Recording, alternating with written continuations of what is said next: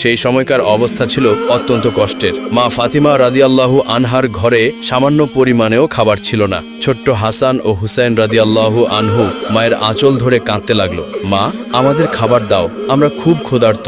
অন্যদিকে একই সময়ে কুলসুমের ঘরে আনন্দ উৎসবের আয়োজন চলছিল। সেখানে বিপুল পরিমাণ খাবার সাজানো হয়েছিল। আরবের বড় বড় ধনী ব্যক্তি, ব্যবসায়ী ও তাদের পরিবার সেখানে অংশগ্রহণ করেছিল। সে মহাদাওয়াতে প্রিয় নবী সাল্লাল্লাহু আলাইহি ওয়াসাল্লামও কুলসুমের বাড়িতে উপস্থিত হয়েছিলেন। তারপর কুলসুম নবী করিম সাল্লাল্লাহু আলাইহি ওয়াসাল্লামকে সালাম দিয়ে বললেন, হে আল্লাহর প্রেরিত রাসূল, হে আমার পিতা, আপনি এসেছেন, আমি অনেক খুশি হয়েছি। আপনি এখানে বসুন। আমরা অনেকেই জানি, আবার অনেকেই জানি না, কুলসুম ছিলেন ধন সম্পত্তির দিক থেকে অনেকটাই স্বাবলম্বী। পক্ষান্তরে মা ফাতেমা ছিলেন অত্যন্ত গরিব, কিন্তু অত্যন্ত গরিব হলেও তিনি দিন প্রচার এবং ঈমান আমলের দিক থেকে ছিলেন অটল। কেনই বা থাকবেন না? মা ফাতেমা হলেন জান্নাতের সর্দারিনী। তিনি জান্নাতুল ফিরদাউসে সকল জান্নাতি নারীদের প্রতিনিধিত্ব করবেন। কুলসুমের বাড়িতে বিভিন্ন রকমের খাবারের আয়োজন হতে লাগলো। মহানবী সাল্লাল্লাহু আলাইহি ওয়াসাল্লাম বললেন, মা কুলসুম, তুমি তো সবাইকে এখানে আমন্ত্রণ জানিয়েছ, সবাইকেই আমি দেখতে পাচ্ছি।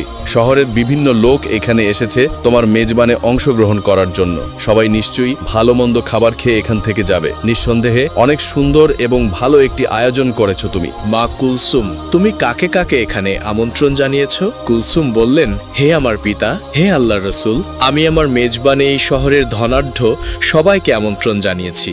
আব্বাজান, শহরের সকল পণ্ডিত জ্ঞানীদের এখানে আমন্ত্রণ জানিয়েছি। নবী করিম সাল্লাল্লাহু আলাইহি ওয়াসাল্লাম বললেন, তুমি সবাইকে এখানে আমন্ত্রণ করেছো, কিন্তু একজনকে তুমি আমন্ত্রণ করনি। কুলসুম তখন বললেন, কে বাবা, কাকে আমি আমন্ত্রণ করিনি? নবী করিম সাল্লাল্লাহু আলাইহি ওয়াসাল্লাম বললেন, সেটা তো তোমার অজানা হওয়ার কথা নয়, সে তো তোমার রক্তের সম্পর্ক, তোমার আপন বোন ফাতিমা। কুলসুম একটু চুপ হয়ে রইলেন।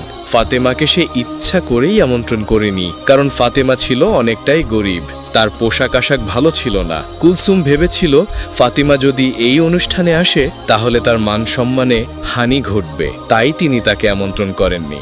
এদিকে কুলসুম যখন অনেক বড় মেজবানের আয়োজন করলো, ভালো ভালো কোরমা পোলাওয়ের আয়োজন করলো, মা ফাতেমারই আপন বোন কুলসুম শহরের সবাইকে আমন্ত্রণ করে খাওয়াচ্ছেন, তখন পক্ষান্তরে একবেলা খেতেও পারছিল না মা ফাতেমা এবং তার দুই সন্তান হাসান এবং হোসেন ক্ষুধার জ্বালায় কাতরাচ্ছিল এবং তারা বলছিল, মা, আমাদের খুবই ক্ষুধা লেগেছে, আমরা আর ক্ষুধার জ্বালা সহ্য করতে পারছি না, তুমি আমাদেরকে কিছু খাবার দাও। মা ফাতেমার চোখ থেকে অজস্র ধারায় পানি ঝরছিল এবং তিনি আল্লাহর কাছে বলছিলেন, হে আল্লাহ, আমার ঘরে তো কোনো খাবার নেই, কোনো দিরহামও নেই, এই মাসুম বাচ্চার মুখে আমি কি তুলে দিব?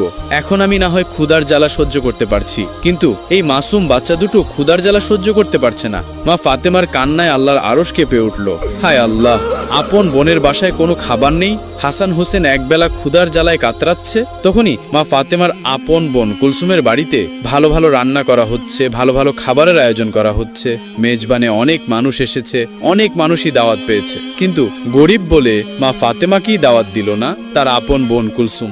নবী করিম সাল্লাল্লাহু আলাইহি ওয়াসাল্লাম কুলসুমকে বললেন, সে তোমার আপন বোন, এখানে সবাই যেহেতু এসেছে তারও আসার প্রয়োজন ছিল, তোমার তাকে আমন্ত্রণ করা উচিত ছিল। কুলসুম মহানবী সাল্লাল্লাহু আলাইহি ওয়াসাল্লামকে খাবার খেতে বসার জন্য অনুরোধ করলেন এবং সে এড়িয়ে গিয়ে অন্যদিকে চলে গেলেন।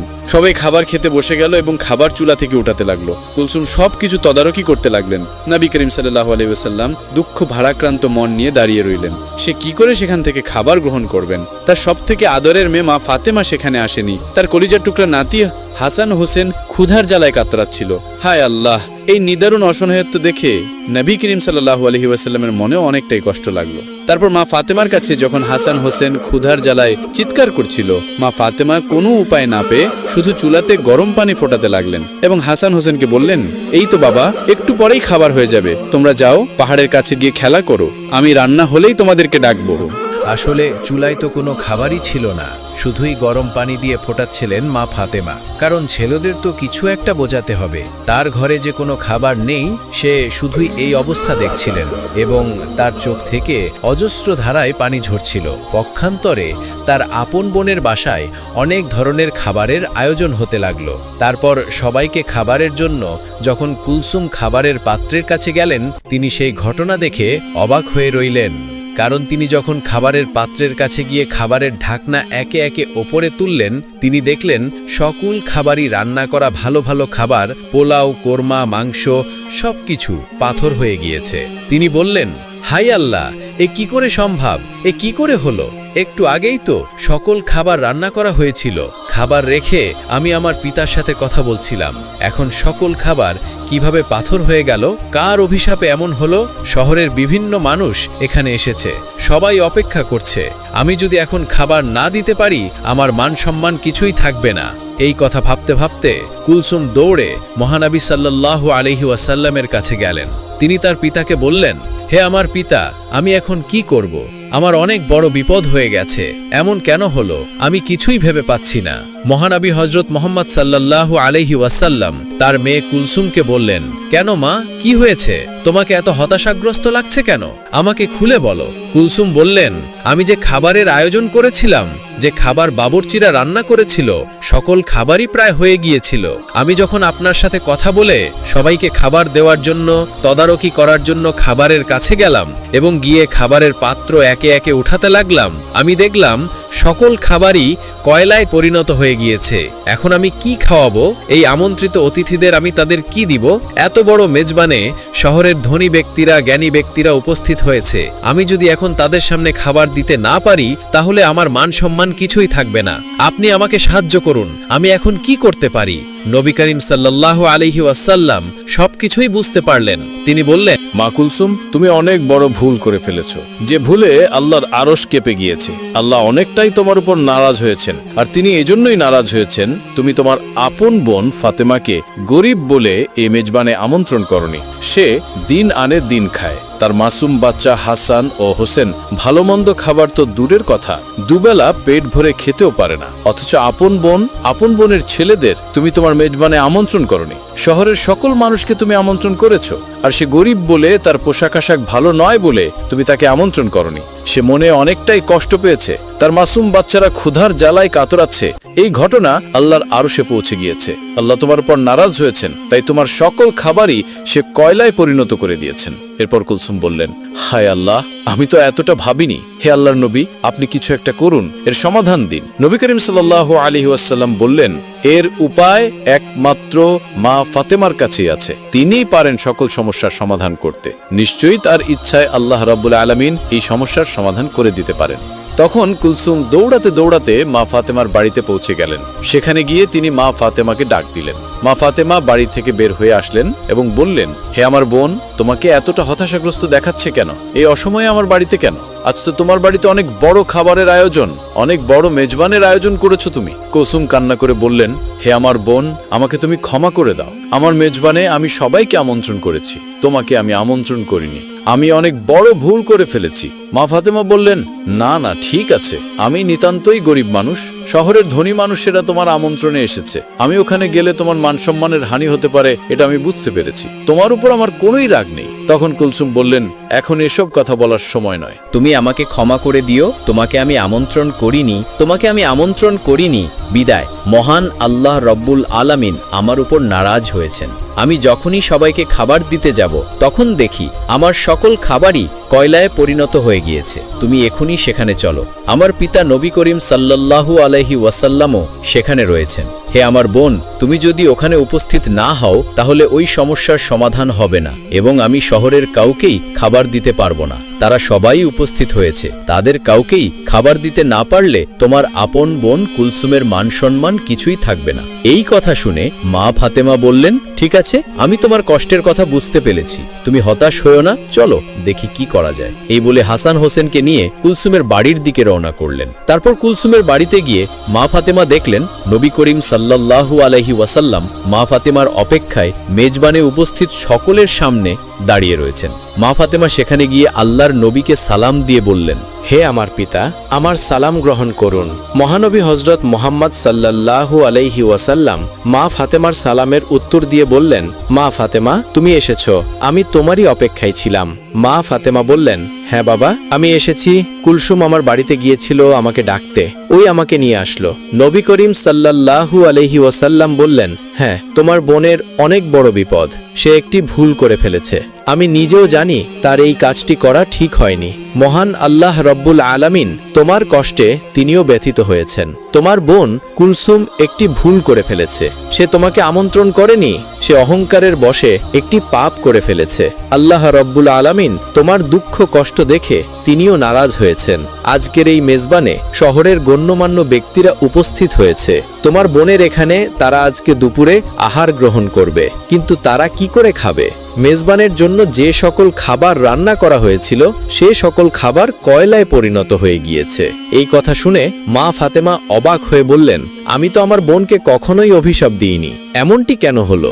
মহানবী হজরত মোহাম্মদ সাল্লাল্লাহু আলাইহি ওয়াসাল্লাম বললেন, মা ফাতেমা, তুমি অভিশাপ দাওনি, অভিশাপের প্রয়োজন পড়েনি, কিন্তু হাসান হোসেনের ক্ষুধার যন্ত্রণা মা হিসেবে তোমার আহাজারি আল্লাহ রব্বুল আলামিনের আরশকেও কাঁপিয়ে দিয়েছে। তাই এই মেজবানে যে সকল খাবার রান্না করা হয়েছিল তার হুকুমে সকল খাবারই কয়লা হয়ে গিয়েছে। এখন তোমার বোন অনেকটাই চিন্তায় পড়ে গেছে যে এত সব আমন্ত্রিত অতিথিদের যদি সে খাবার দিতে না পারে তাহলে তার মান সম্মান কিছুই থাকবে না। মা ফাতেমা বললেন, হে আল্লাহর প্রেরিত রাসূল, হে আমার পিতা, আমার এখন কি করণীয় রয়েছে?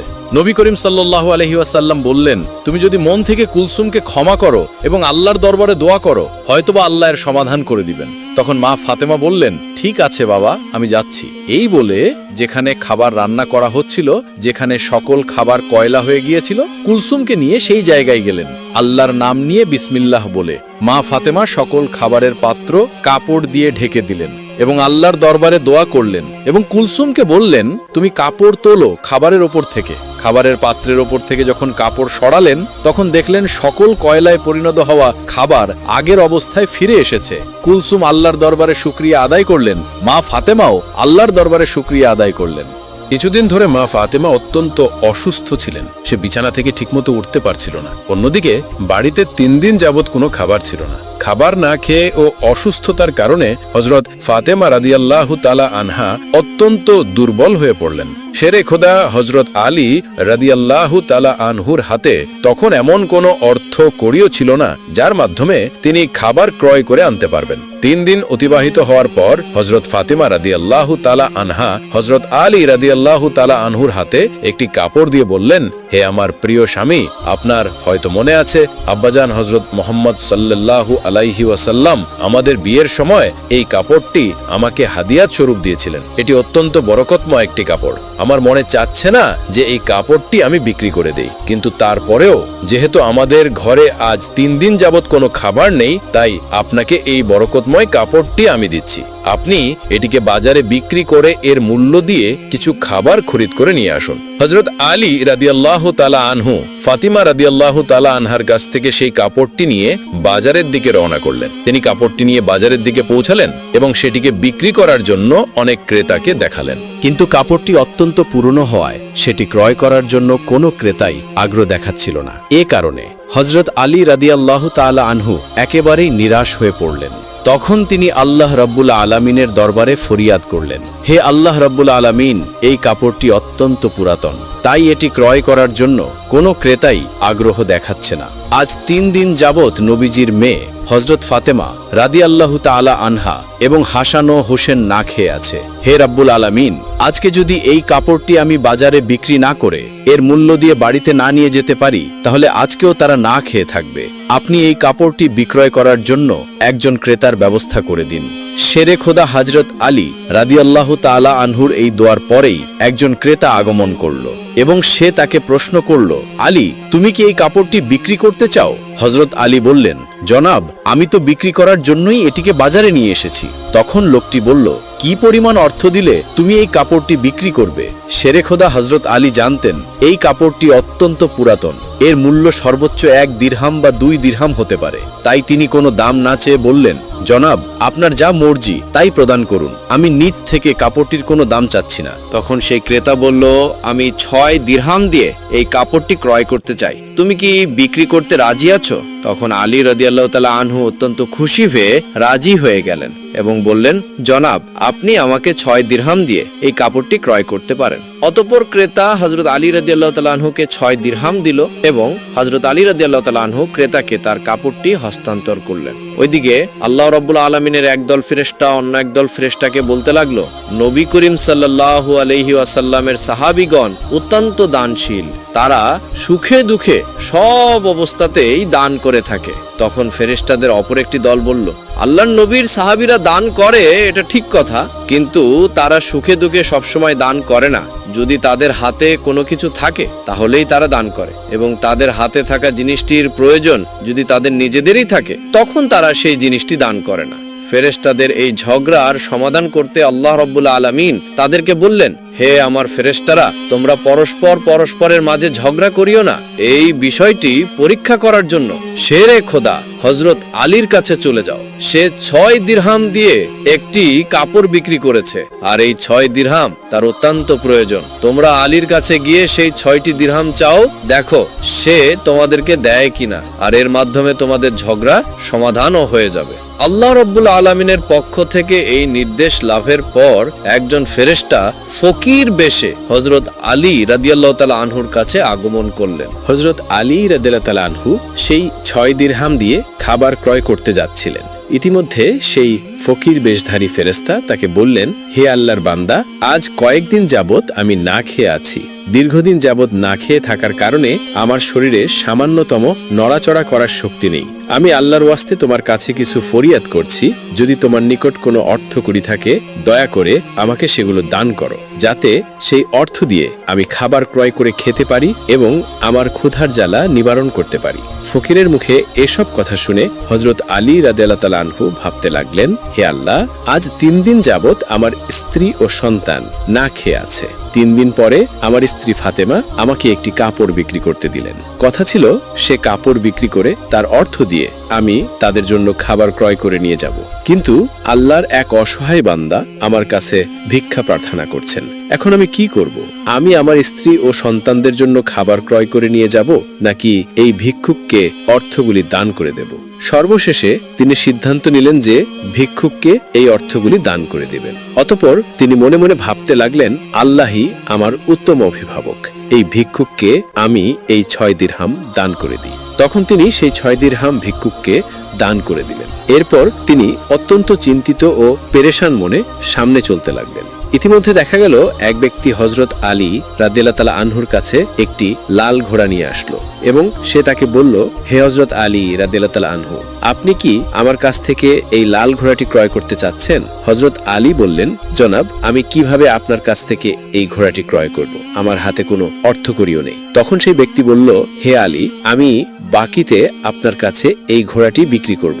আপনি এই ঘোড়াটি নিয়ে ব্যবসা করুন, তারপর ব্যবসায় লাভ হলে আমার মূল্য আমাকে দিয়ে দিবেন। হযরত আলী রাদিয়াল্লাহু তাআলা আনহু তখন ভাবলেন, যেহেতু আমার কাছে বাকিতে এই ঘোড়াটি বিক্রি করতে চাচ্ছেন, তাহলে তা নিতে আমার সমস্যা কোথায়? অতঃপর হযরত আলী রাদিয়াল্লাহু তাআলা আনহু বললেন, আপনি কত দিরহামের বিনিময়ে এই ঘোড়াটি বিক্রি করবেন? সে ব্যক্তি বলল, আমি 100 দিরহামের বিনিময়ে এই ঘোড়াটি আপনার কাছে বিক্রি করলাম। হযরত আলী রাদিয়াল্লাহু তাআলা আনহু 100 দিরহামের বিনিময়ে সেই ঘোড়াটি তার কাছ থেকে ক্রয় করলেন। এরপর ঘোড়াটি বিক্রি করার জন্য বাজারে নিয়ে গেলেন। হযরত আলী রাদিয়াল্লাহু তাআলা আনহু যখন সেই ঘোড়াটি বিক্রি করার জন্য বাজারে নিয়ে এলেন, তখন এক ব্যক্তি এসে তাকে জিজ্ঞাসা করলেন, হে আলী, আপনি কি এই ঘোড়াটি বিক্রি করতে চান? তখন আলী রাদিয়াল্লাহু তাআলা আনহু বললেন, ভাই, আমি তো এটি বিক্রি করার জন্যই বাজারে নিয়ে এসেছি। সে লোকটি বললেন, আপনি কত দিরহামের বিনিময়ে ঘোড়াটি বিক্রি করতে চান? আলী রাদিয়াল্লাহু তাআলা আনহু নিজে থেকে কোনো দাম না বলে সেই লোকটাকে বললেন, আপনি কত দিরহামের বিনিময়ে ঘোড়াটি ক্রয় করতে পারবেন? সে ব্যক্তি তখন বলল, আমি 160 দিরহামের বিনিময়ে এই ঘোড়াটি আপনার কাছ থেকে ক্রয় করতে চাই। তখন হযরত আলী রাদিয়াল্লাহু তাআলা আনহু চিন্তা করলেন, আমি তো এই ঘোড়াটি 100 দিরহামের বিনিময়ে ক্রয় করেছি, আর তিনি আমাকে মূল্য পরিশোধ করতে চাচ্ছেন 160 দিরহাম। অতএব এখানে আমার 60 দিরহাম লাভ হবে। তখন হযরত আলী রাদিয়াল্লাহু তাআলা আনহু বললেন, ভাই, আমি আপনার কাছে 160 দিরহামের বিনিময়ে ঘোড়াটি বিক্রি করে দিলাম। সে ব্যক্তি হযরত আলী রাদিয়াল্লাহু তাআলা আনহুর কাছে 160 দিরহাম দিয়ে সেই ঘোড়াটি ক্রয় করলেন। হযরত আলী রাদিয়াল্লাহু তাআলা আনহু তখন যার কাছ থেকে ঘোড়াটি ক্রয় করেছিলেন তাকে 100 দিরহাম পরিশোধ করার পরেও তার কাছে রয়ে গেল 60 দিরহাম। তিনি 6 দিরহাম আল্লাহর রাস্তায় দান করেছিলেন। আল্লাহ রাব্বুল আলামিন তার বিনিময়ে তাকে 10 গুণ বৃদ্ধি করে 60 দিরহাম দিয়ে দিলেন। অতঃপর 60 দিরহামের বিনিময়ে হযরত আলী রাদিয়াল্লাহু তাআলা আনহু বিপুল সংখ্যক খাবার ক্রয় করে বাড়ির দিকে রওনা হলেন। যখন তিনি বিপুল সংখ্যক খাবার নিয়ে বাড়িতে আসলেন তখন হজরত ফাতেমা রাদিয়াল্লাহু তাআলা আনহা তাকে বললেন, হে আলী, আমি তোমাকে যে কাপড়টি বিক্রি করতে বলেছিলাম সেই কাপড়ের মূল্য দিয়ে তো এত পরিমাণে খাবার ক্রয় করা সম্ভব নয়, তাহলে তুমি এই পরিমাণ খাবার ক্রয় করার জন্য অর্থ কোথায় পেলে? তুমি আমাকে আগে এই কথা বলো, তারপর তুমি আমার বাড়িতে প্রবেশ করতে পারবে। হজরত আলী রাদিয়াল্লাহু তাআলা আনহু বললেন, ফাতেমা, আগে আমি বাড়িতে প্রবেশ করি, তারপর না হয় আমি তোমাকে প্রকৃত ঘটনাটি খুলে বলবো। তখন হজরত ফাতেমা তাকে বললেন, আগে আপনি প্রকৃত ঘটনাটি খুলে বলুন, তারপর আপনি বাড়িতে প্রবেশ করতে পারবেন। হজরত আলী রাদিয়াল্লাহু তাআলা আনহু বললেন, ফাতেমা, তুমি তো ভালো করেই জানো যে তোমার স্বামী হজরত আলী কোনোদিনই অবৈধভাবে উপার্জন করবে না। আমি যে পন্থায় অর্থ উপার্জন করেছি তা সম্পূর্ণ বৈধ একটি পন্থা, অতএব এ ব্যাপারে তোমার সন্দেহ করার কোনো কারণ নেই। কিন্তু হজরত ফাতেমা হজরত আলী রাদিয়াল্লাহু তাআলা আনহুর এই কথাগুলো তেমন একটা বুঝতে চাইলেন না। হজরত আলী এবং হজরত ফাতেমা রাদিয়াল্লাহু তাআলা আনহার মাঝে এই ঘটনা ঘটার কিছুদিন পরে হুজুরে আকরাম সাল্লাল্লাহু আলাইহি ওয়াসাল্লাম ফাতেমাকে ডেকে তার দরবারে নিয়ে গেলেন। তারপর তিনি তাকে বললেন, হে ফাতেমা, শোনো, তুমি কিছুদিন আগে তোমার স্বামীকে একটি কাপড় বিক্রি করার জন্য দিয়েছিলে। হজরত আলী সেই কাপড় বিক্রি করে তোমার জন্য অনেক খাবার ক্রয় করে নিয়ে এসেছিল, কিন্তু তুমি সন্দেহ করেছিলে যে আলী এগুলো বৈধ পথে উপার্জন করেছে কিনা। এজন্য তুমি তোমার স্বামীকে ঘরে প্রবেশ করতে দাওনি এবং তাকে বিভিন্ন প্রশ্ন করার মাধ্যমে তার মনে কষ্ট দিয়েছিলে, অথচ তুমি জানতে তোমার স্বামী আলী অবৈধ পথে কোনোদিনও উপার্জন করতে পারে না। হে ফাতেমা, তুমি যখন আলীকে সেই কাপড়টি বিক্রি করার জন্য দিয়েছিলে, হযরত আলী তার জন্য ক্রেতা খুঁজে পাচ্ছিল না। তখন আল্লাহ রাব্বুল আলামিন তার ফেরেশতা হযরত মিকাইলকে তার কাপড় ক্রয় করার জন্য পাঠিয়েছিলেন। আল্লাহর ফেরেশতা মিকাইল 6 দিরহামের বিনিময়ে হযরত আলীর কাছ থেকে সেই কাপড়টি ক্রয় করেছিল। এরপর আল্লাহর আরেকজন ফেরেশতা এসে আলীর কাছ থেকে সেই 6 দিরহাম ভিক্ষা প্রার্থনা করে। আলী সেই 6 দিরহাম আল্লাহর রাস্তায় তাকে দান করে দেয়। অতঃপর আলী চিন্তিত অবস্থায় বাড়ি ফিরে আসছিল। এমন সময় হযরত জিবরাইল আলাইহিস সালাম তার কাছে একটি লাল ঘোড়া 100 দিরহামের বিনিময়ে বাকিতে বিক্রি করে।